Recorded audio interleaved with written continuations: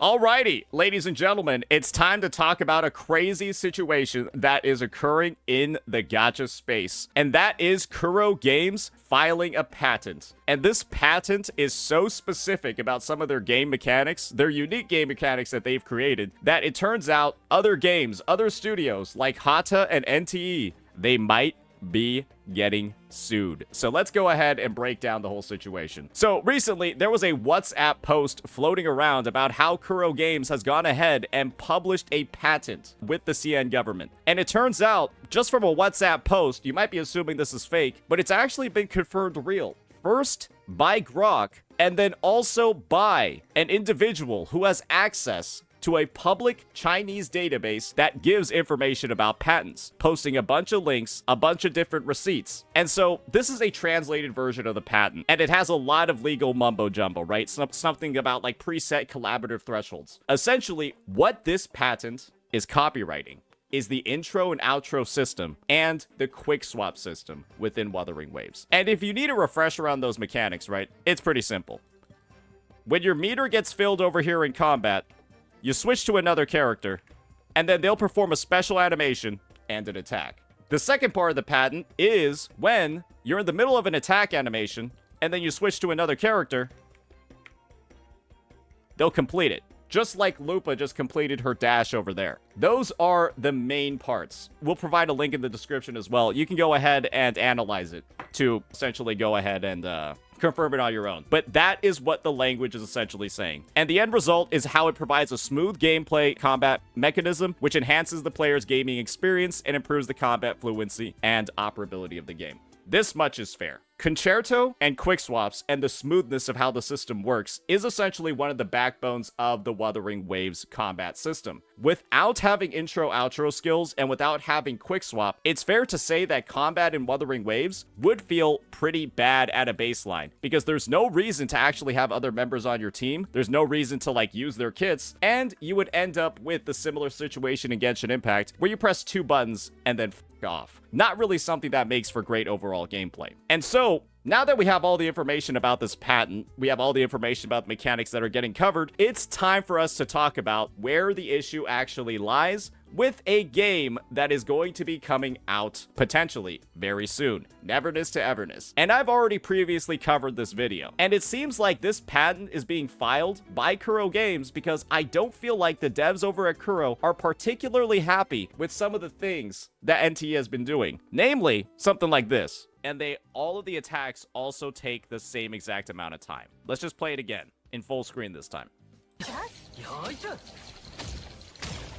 I don't think Kuro is very happy about this happening in their game, where NTE is going ahead and basically straight up lifting character animations in combat, and then also, well, they've got their own version of intro-outro skills, the concerto system, character switch entry effects, and of course, quick swap. So let's go ahead and talk about the amount of potential legal exposure, at least in my opinion, that I think NTE could be exposed to in regards to this new patent, because what you'll find from the gameplay and what you'll find from the systems is that they're pretty much entirely the same, with some slight nuances. So why don't we go ahead and just take a look at some of the baseline combat in this game and see how it works, right? So you got this guy over here on the field. His meter down here is completely filled, right? His meter down here is completely filled, and you can see that there's now a glow up symbol ready for the next character on field. Let's just take a look at this. And this is just some closed beta gameplay. This guy is just using attacks even though the meter is filled. And now we're using our intro skill, or in NTE's case, our entry attack. Special animation, just like in Wuthering Waves. And we have some effects that occur. Now, this character's meter is filled as well. And so after a couple of attacks, we're going to see this character's intro skill. And now they're just doing some revival healing stuff. And then we get another intro skill over here. And now all the different meters, right? Now this meter is building up again. And how is it building up? Well, we're casting abilities, attacking enemies, interacting with the combat. Just like in Wuthering Waves. And I'm going to imagine that there's going to be another intro skill that's ready to be used right here, right after that meter gets filled, and now they can do another swap.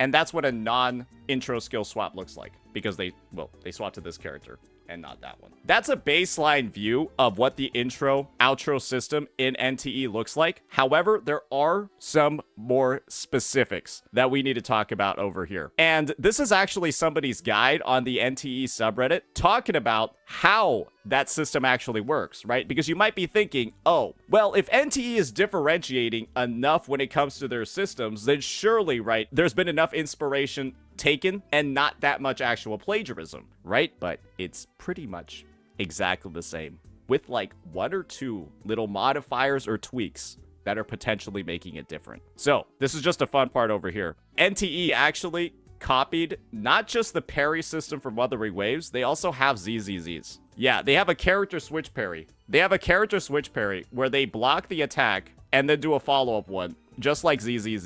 They also have all the other regular parries. And so I don't know if ZZZ is going to file a patent on their character switch parry, because that's a very unique part of their combat. I don't think it's good, but it's a unique part about their combat. And so maybe NTE could have some additional legal exposure over here. We'll see. NTE also has the intro skill parry. So yeah, that's just some fun stuff. That's not actually the real topic of discussion over here. Let's talk about the Esper cycle, or essentially this game's version of Concerto. And so you charge Concerto in this game. The stuff that's on patent over here, by the way, the stuff that's on patent over here, you charge Concerto doing this. You attack, you use an ability, or you parry an attack. The only way that this is different from Wuthering Waves is that parrying an attack immediately fully charges your meter, and you don't get Concerto energy from doing dodges like you do in Wuthering Waves. And they also have a stat that influences how fast you're able to build up Concerto. Those are the only differences that we have over here. And the thing is that when it comes to actually activating those intro or outro skills, there's some differentiations as well when it comes to their effects. You cannot activate an intro or outro skill unless you are first next to an adjacent element for your character type. And so if you're an anima element, let's just say that, you can only do your intro or outro skills with a Cosmos character or an incantation character. That's pretty much just it. They kind of like Cosmos would have Lakshana and Anima, so on and so forth. They essentially have all of these special effects that will happen, and individual characters themselves will trigger special abilities. This is like a combination of both elemental reactions and then also the Concerto system. But the thing is, Kuro Games actually already had this too. This is what Kuro had in the CBT1 of Wuthering Waves that they later changed into the modern intro outro skill system. But Kuro Games had more options. You could interact every single attribute or every single element with every other element in this game. And NTE has simply taken Wuwa's CBT1 system and then just gone ahead and restricted it further. That's kind of the development cycle that's happening over here. We're looking at what Wuthering Waves had on the drawing table, decided not to use, and then just are starting to lift all of those systems. If you're seeing what's happening over here, this is like having somebody like looking over your shoulder on every single project you're working on, and then every single thing that they produce ends up being like your thrown away work. Sure, you're not actively using it, but there is something that you're probably not very happy with if there's just literally a copycat that isn't producing any of their own actual work and is only using yours to try to make money. And that's why I think Kuro's filing these patents. That's why I think this whole sort of situation is occurring, because they're not actually putting creative thought into the design of their game. Kuro Games is literally the backbone of NTE's entire combat system. Without Kuro doing any of this work, NTE would literally not exist, because at a baseline, all of the systems that they have in here are some variation of Wuthering Waves. And it's actually insane that they're willing to do this much and try to get away with not actually producing any of their own original thoughts or work in the design of their game. And this is just the Esper cycle, ladies and gentlemen. This is just the Concerto system. This is only the first part of this patent over here that's been filed. There's more. So of course, right, the second part of the patent was focused on not just intro outro skills, but on quick swap, right? Where you're going ahead, you're able to, like, you know, do all of your attacks, so on and so forth, swap between your party, do like some fluid stuff, right? Make a lot of things occur on the screen at once. NTE took that as well. Yeah, they did. And unfortunately, there's not a lot of dedicated players who are going in and showing off all these mechanics firsthand. But we do have this creator over here, Cyan Trill, who's showcasing some endgame gameplay in this game. So let's go ahead, let's take a look at it. Countered. We have the intro outro skill over here. I tagged out. And we have characters persisting and completing their action through a regular swap as well. Yeah, that character is completing their action. We swap to the other one, and then they're gonna dip out and disappear right after that. Yeah, that's also a straight up complete copy of Wuthering Waves. It is. I'm not particularly sure what's happening right now with the development cycle of this game. I don't think they have like the development ability of Kuro, because as you can probably tell from a lot of the gameplay that we've been seeing, it kind of just looks like a clunkier ZZZ version of Wuwa. It kind of really is just Wuwa but worse. I think that's the main sentiment people have had after its CBT2, and it's pretty clear to see why. Because every single part of this game's combat, NTE is essentially a skin of Wuwa at this point that plays worse. And that's probably something that you're not very happy with, to see your product, to see your hard work, your creativity essentially bastardized by this. So now let's get into, I think, the last part of the equation, and the part that a lot of people are likely going to find controversial about this entire thing. Now that we've talked about, in my opinion, what the legal exposure is and kind of like the infractions that other studios might have made, and that is the legitimacy of copywriting game mechanics. Grok themselves have already gone ahead and addressed this. Patenting game features can be controversial for competition, right? My point of view on this is that the game features that Kuro has decided to patent are what make Wuthering Waves Wuthering Waves. I mentioned it before at the start. Without concerto energy and intro or outro skills, Wuthering Waves' combat is really, really, really weak. At least in the hypercarry teams. One thing about quick swap lineups is that oftentimes you're swapping so fast, right, that you don't end up using your concerto abilities because you're swapping so much and they expire on swap, right? That's where quick swap comes in. And if you don't have concerto and you don't have quick swap in Wuwa, the combat is legitimately bad. The combat is legitimately like slightly better than Genshin because it has the action, you know, the action oriented elements, but it's actually bad. That's what makes Wuwa's combat feel good. That's what makes Wuwa's combat Wuwa's combat. These are the only features that are listed in the patent. And so this isn't like going ahead and trying to copyright the Forte system or put a patent on the Forte system where it's just a resource that you build up in combat and it activates other abilities in the character's kit. That's not something that they're doing. They're not trying to go ahead and file a patent for the wave plate or the stamina system where they go ahead and you know, you have a certain amount of resources you can spend every single day, and so they're encouraging daily logins. They're not trying to patent stuff like the actual daily login rewards. They're not trying to patent stuff like boss materials, ascension mats, EXP. Those are the types of gameplay features that you would find across pretty much every single game, and those are the things that seem really, really silly to patent. But the backbone of your combat, what literally makes your combat feel so good, and the key differentiator that your combat has, or your gameplay has over other games, I think that's a little bit different to patent something like this. I do think it is fundamentally quite a bit different. And so we'll see where this goes. That's my point of view on the entire matter. I think that Wuthering Waves itself has brought some of the biggest breath of fresh air when it comes to combat in the gacha space. And there's a reason why a lot of other games are designed like it. But it's pretty simple when it comes to the idea of plagiarism versus taking inspiration versus violating patents. There are different ways to do it, right? There are a bunch of different ways to do things. Rewinding Cadence, which is in this video over here, actually does a variation of Wuwa's combat, in my opinion, particularly well. It just looks good. Where you cast your ultimate, and they also, upon using an intro skill, instead of just going ahead, right, and then having like the same sort of intro skill animation. That's how they do swaps in this game. And similarly, right, when you do parries, you have a QTE that pops up on the screen from the boss. That will cancel a boss's big attack. This is what it looks like when a developer actually goes ahead and doesn't just lift features and just lift mechanics. They try to make them better in their own way. All right, we got a comment over here. Imagine say it's right to copyright Quickswap. You are truly a blind shill after all. Why? How does that make me a shill? And this is the other thing that I don't think you've recognized.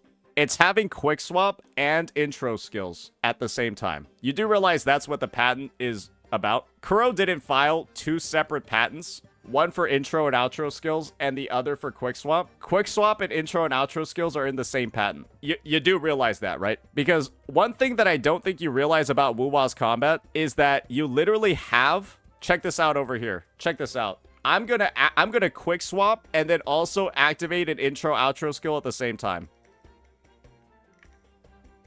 Changli finished her animation, and then I also did my special intro skill attack. That's the patent. It is all of those combined. And so they're saying that if your game has intro outro skills and Quickswap, then yeah, you're straight up stealing our shit. And I think it's pretty fair to say you kind of are, because that is the backbone of the combat, and that's what makes it unique. And you're copying literally all of the features that are differentiating the product and making it unique.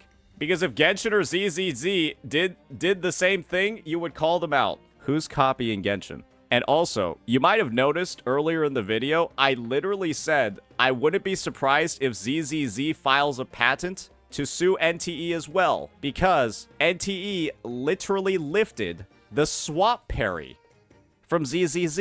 I literally just said that. Yeah, I literally just said that ZZZ probably has grounds to make their own patent too. So, if anything, you just said that if ZZZ did it, I would call them out, but I literally just supported ZZZ doing the same thing that Wuwa's doing. So, you're retarded, is what you're saying, essentially. You either have a hearing disability, ADHD, or low IQ, or maybe you're a combination of all three. Which one is it, I guess? Because everything you've said has literally been disproven already. And don't worry, since this will be in the video, all the viewers will be able to see how stupid you are as well. Congratulations. Minus 5,000 aura moment. Or really, you never had aura to lose in the first place. So, you started at 0, you're ending at 0. So yeah, you don't understand how to read what's in the patent, because the patent's talking about the existence of both features. And then you're also making claims that I wouldn't give the same amount of support to another company that was doing this. When, I'm gonna be honest, I have. And on a similar note, I would probably support Genshin patenting their elemental reaction system. No joke. If another game came out with some sort of mechanic that had like fucking like a grass element combining with a water element combining with an electric element to start like shooting seeds at people, I would say yes, Hoyoverse should sue the fuck out of them. 1,000,000%, I would say Hoyo should sue the fuck out of a game that has grass combining with water, combining with electricity to shoot explosive seeds at people. I would, because that's straight up taking the exact same systems from Genshin. Not the idea of elements reacting together, but like specific elements reacting in that exact same way. Because that's kind of what's going on over here. All right, do we have one last comment from a ding-dong over here? If the first guy who implemented fly mechanics copyrighted it, okay, you're too retarded to talk to, because we've already talked about key differentiators. And flying is a traversal method, you retard. This is, like, what? Someone's gonna copyright walking in a game? What, the only way people can navigate is in a wheelchair? You fucking idiot, you're so stupid. Like, a traversal method. Oh, by the way, we're gonna copyright clicking in our game. Yeah, you're gonna have to swipe your mouse in order to do any of the actions in the game. You can't click. Anyways, we've gone ahead. I think we've talked about all the different issues. My final take on this is because this patent is talking about the existence of both features and how they interact with each other, they're mainly talking about games that have both Concerto and Quickswap because of how those two elements play off of each other in Wuthering Waves. Where when you Quickswap, you lose a little bit of the benefit of Concerto, but you gain damage in other ways, and they don't like, Kuro doesn't like when other games are going ahead and lifting all of their features to make their product. Because as we've seen from the video evidence, as we've seen from this entire discussion, that is what's going on here with NTE. And, I don't know. Maybe we'll see some developments for this in the future. Let me know what you all think about this one, ladies and gentlemen. Peace out.